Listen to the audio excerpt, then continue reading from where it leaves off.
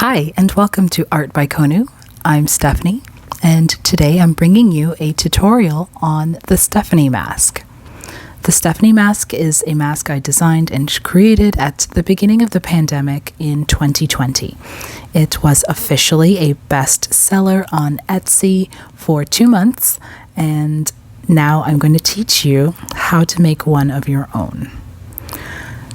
All of the templates will be available on my website for download. Starting off with a pattern cutout of the top and bottom portions of the mask, you can see that I am arranging them at their bottom portions so that I can sew them together to make them into one piece.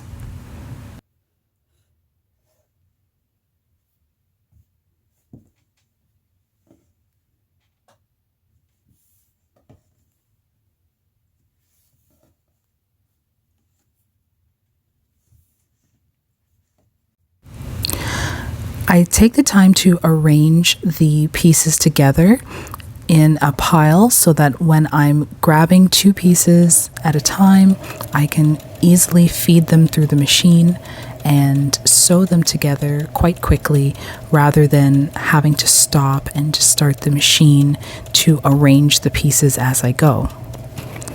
It creates a streamlined workflow so that I can create a mask in under 15 minutes as long as I have pre-cut all of the pieces.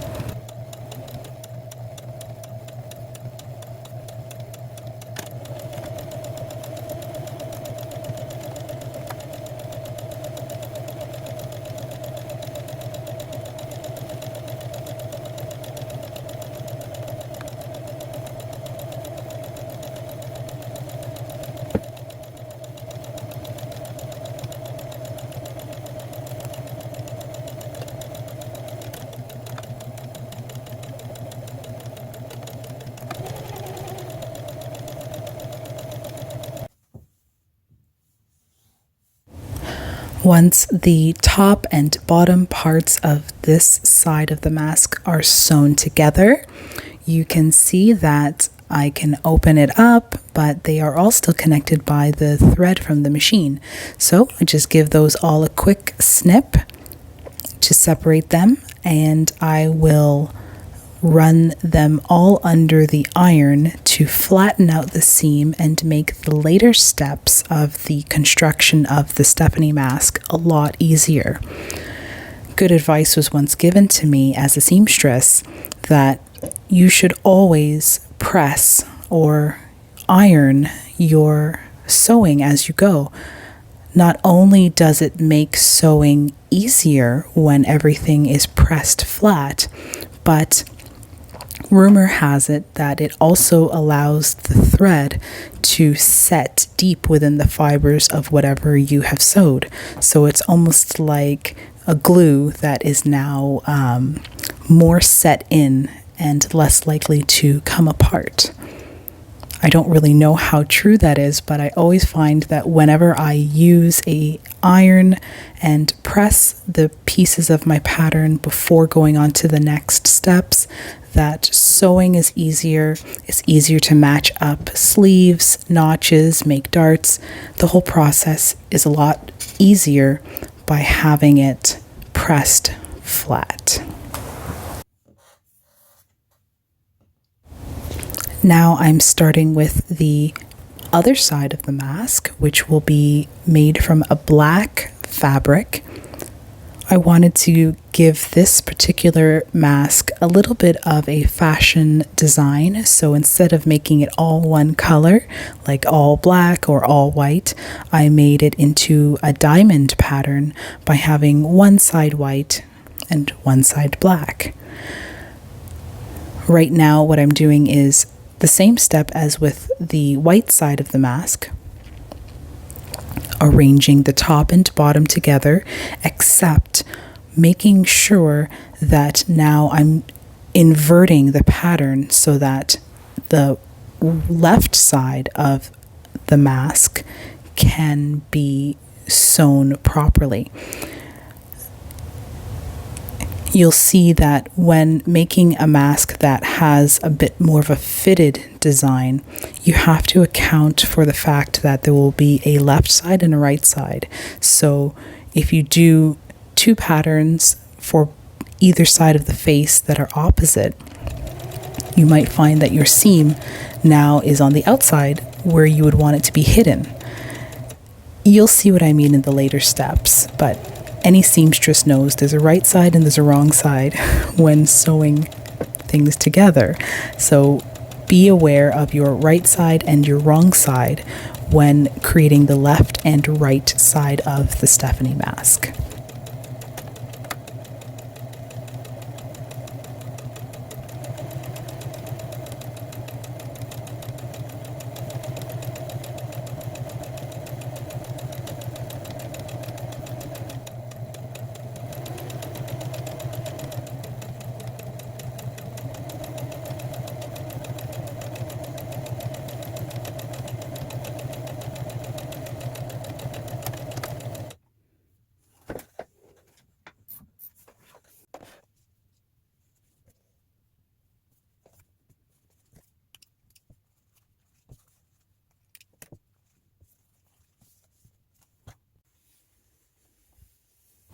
Once again, I'm taking the freshly sewn parts under the iron to press them flat.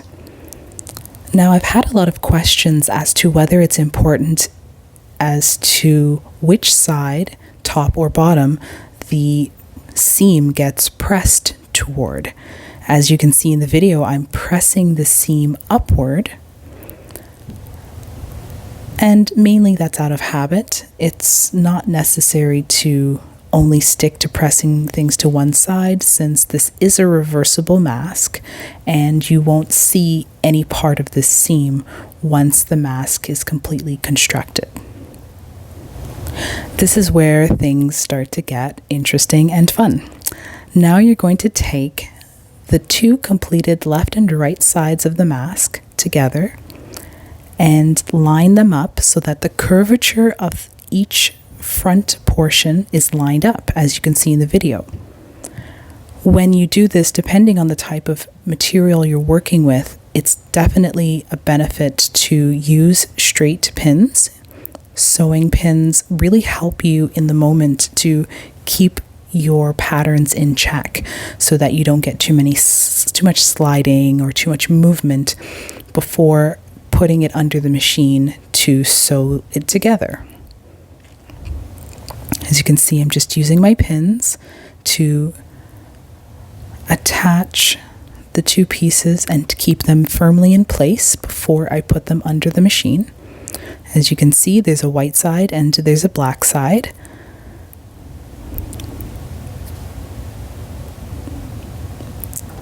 And these two pieces are ready to go. So I'm just arranging it under my machine. I think my thread had popped out of the needle at this point, which happens, so just go with the flow. Sometimes when you're sewing a big project, you feel like you want to get it done yesterday and you rush through the steps. And another important tip when it comes to sewing is that mistakes multiply. So if you leave out a step early in the process or you forget something, you'll find it a lot more difficult to go back and try and correct it later once you've moved on to future steps. You might find yourself using your seam ripper or, aborting the project altogether. As you can see, all of my seams are sewn. Because I used my iron, everything is flat and neat. And I'm using my thread clippers to trim any loose threads. So now I'm about to sew the other side of the mask. And remember that the design for this mask is reversible. So it does entail a few extra steps than a more basic mask.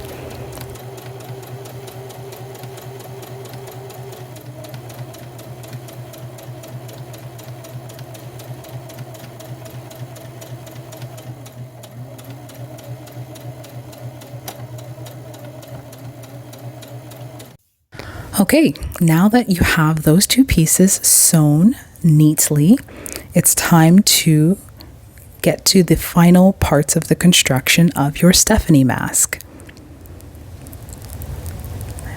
Now, as I had mentioned earlier, any experienced seamstress knows about the right and the wrong sides of putting a garment together. So what I'm doing now is I'm turning this side of the mask to the right side. Notice how the seams are all blind and smooth and looks professional. And I'm going to take the side of the mask that's turned to the right side and insert it into the other mask portion that is turned to its wrong side. The end result is that on the inside pocket, you will have two right sides facing together so that when you sew the edges of where my fingers are now, and you sew that outer lip together, you will be able to flip the mask inside out to have all of the raw edges or the exposed seams hidden.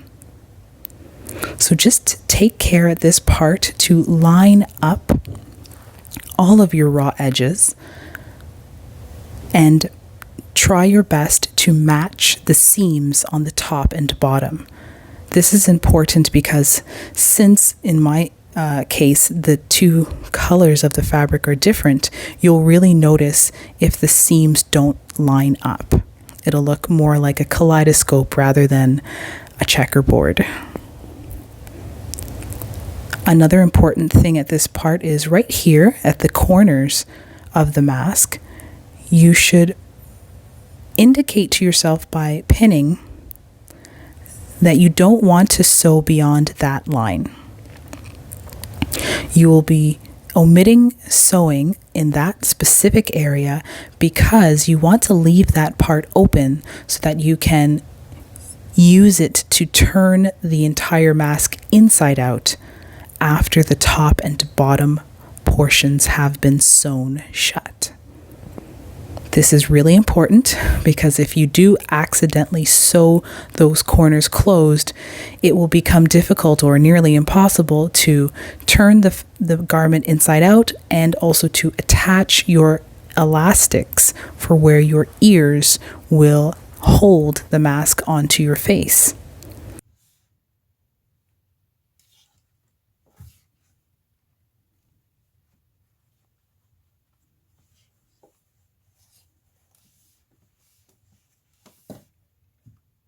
So right now, I know it doesn't look like much, but you're right near the final stages of completing your Stephanie mask. So here I am sewing the top and bottom portions of my reversible mask together. For anyone who's curious, I tend to use a 5/8 inch seam. It's marked on my Singer. The Singer's great because it always gives you seam allowance guides right where the needle comes down in your sewing machine. So you can eyeball really great seam allowances without having to do much other work. Here I am just snipping the excess threads and sewing the bottom portion. Of course, taking care to leave the corners open so that I can turn the mask inside out after I've completed this step.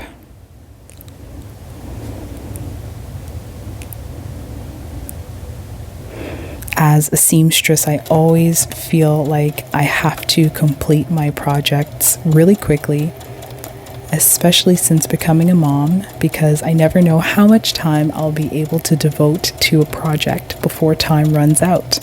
So sometimes I get a little bit hasty. I'm sure it happens to everyone. And my thread will pop out of my machine, or I'll start sewing and forget, oh, there's no needle. Always remember to back stitch, especially at this part of the project, because you don't want those threads to come loose after the fact.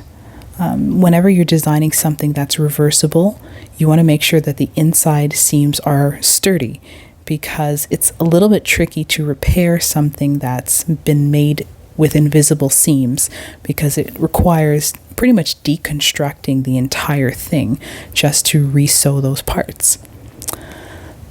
So finally, we get to turn our mask inside out. And as you can see, the design looks pretty cool.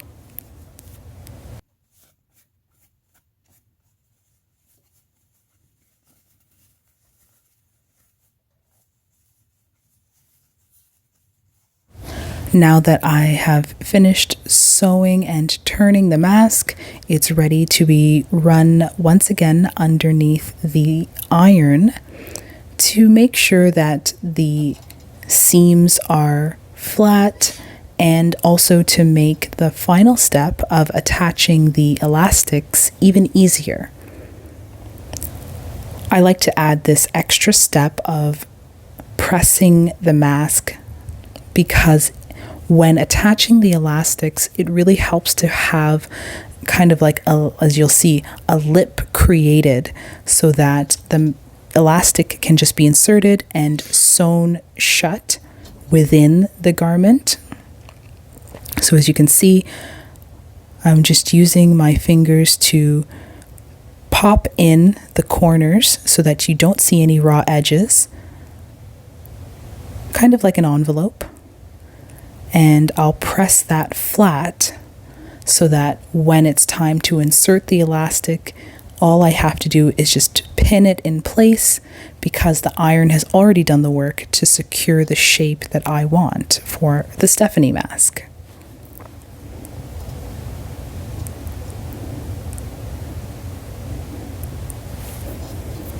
It definitely makes a finished product look so much more professional when you take the time to use your iron and press all of your seams flat.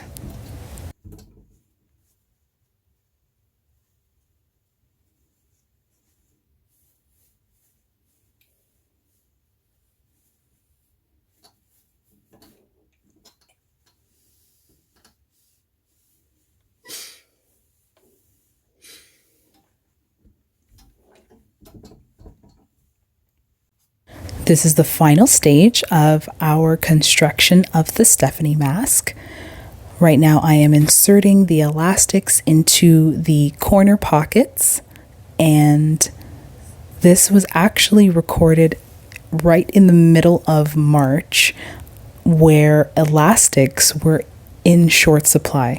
You could not get any kind of 1/4 inch elastic at Fabricland, at Walmart, at you name it, you couldn't get it anywhere.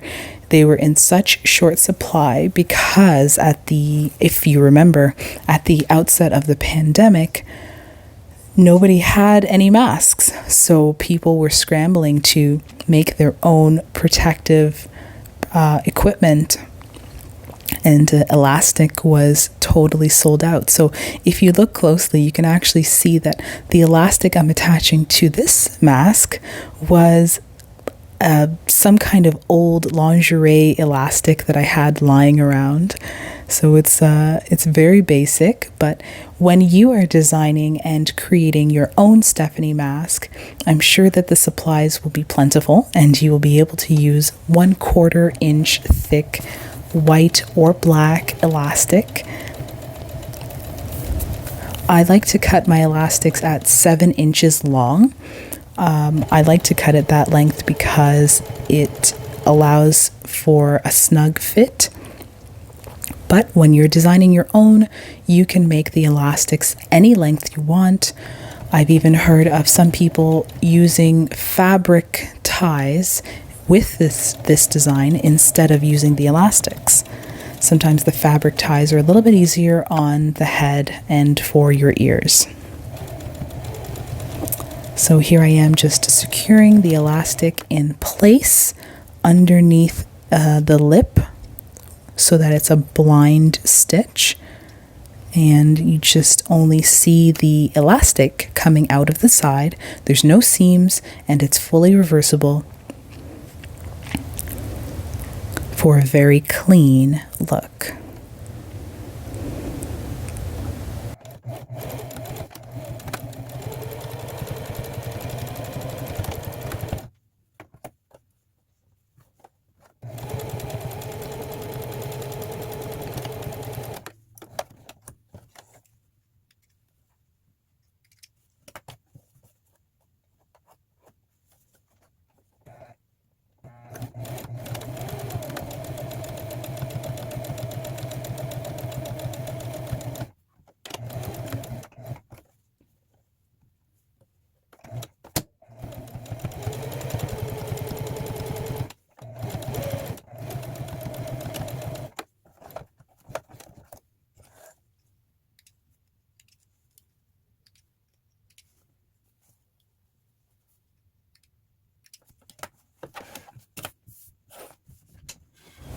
So that's it.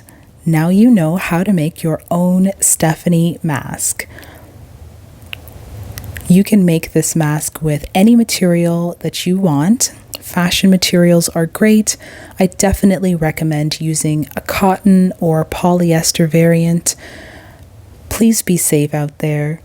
Please help each other. If you liked this video, please visit my website and download the PDF patterns so that you can make your own.